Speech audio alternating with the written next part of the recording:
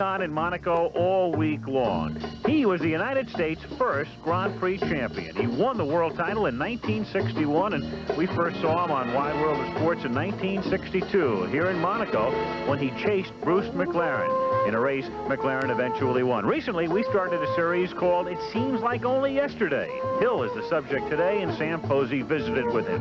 Phil Hill doesn't drive Formula One cars anymore. Today he drives cars such as this 1919 Pierce Arrow around another seaside town, Santa Monica, California.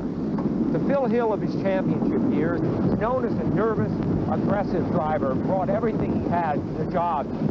Today, Phil Hill is still very much the same man, still involved with cars, still with as much energy as ever. He is a partner in the classic car restoration firm of Hill and Vaughan. This is not a hobby for Phil. A typical workday is a full 12 hours. It is a careful, painstaking sort of life, very different from his frenzied, much-traveled existence as a racing driver. His first races back in the early 1950s were in MGs and Jaguars, but it was driving Ferraris that would establish Phil's fame and reputation. In this one, he scored his first of 3 victories at Le Mans. It was 1958. The same year, he became part of the Ferrari Grand Prix team and led the world's best drivers in the Italian Grand Prix at Monza. He was a prodigious talent, but he was also a bundle of nerves. I covered my nervousness with nervousness, and I really did. I found myself sort of almost elaborating on it because it was an active, it was a doing something. It was a, which made me get rid of. I didn't sit there and yawn like some of the others. Some of the others maybe got ulcers or something. But I just sort of acted out what I felt. The battle for the 1961 World Driving Championship had its climax at Monza, Italy. The contenders were Phil, who by that time was 34 years old, and his Ferrari teammate, the German Count Wolfgang von Trips. They had dominated the season. Now one of them would be champion. The disastrous events of that day would become woven into the fabric of racing history. How Hill led on the first lap. How Von Trips, after his poor start, was coming through the pack when he touched wheels with Jim Clark, triggering this crash, which killed not only Von Trips, but also 12 spectators. Unaware that Von Trips was dead, Phil went on to win the race and become the first American ever to be world champion. As he made his way to the winner's stand, he asked Carlo Chiti, the Ferrari team manager, what had happened to Von Trips. I said to Chiti, I said, how's Trips?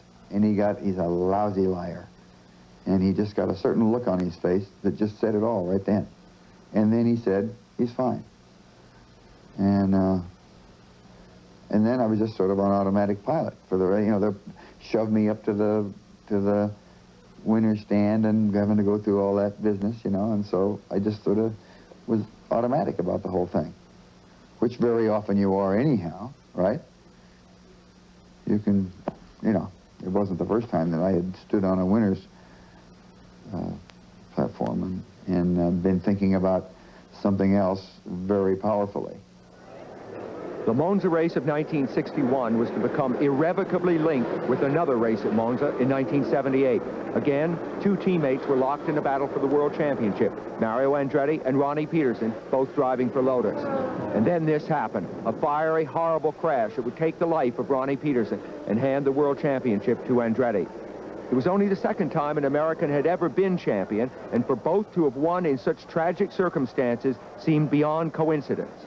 17 years later at the same place in the same race, and the, you know, I just felt for him so much, you know, knowing that he must have felt very similar to what I did.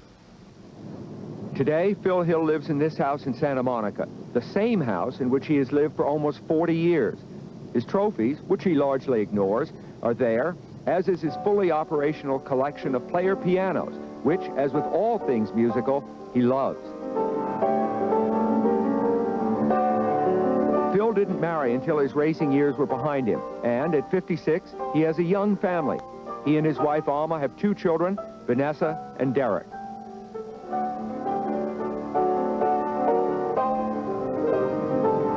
For someone of unceasing action, he is also a man of deep introspection, aware and proud of the fact that he has fulfilled his childhood ambitions, that his life has a certain continuity to it.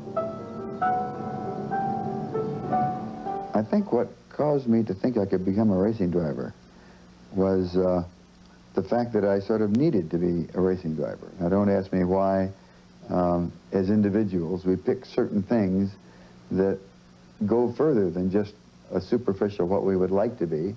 They get into really what we just have to be. And to be a racing driver just suited what my needs were as a youngster to a T. And I wasn't really aware of it at the time. I thought it was some sort of, that it was the subject rather than me that wanted to do it. It was so great. I still think it is great, of course. I think it's a great, I think motor racing is just the greatest thing going. Even now? Oh, yeah, I do. I think it's just, I just can't think of anything that's more wonderful than automobile racing. Can you? So, do you miss it? Yeah, I miss it, yeah. I miss it a lot.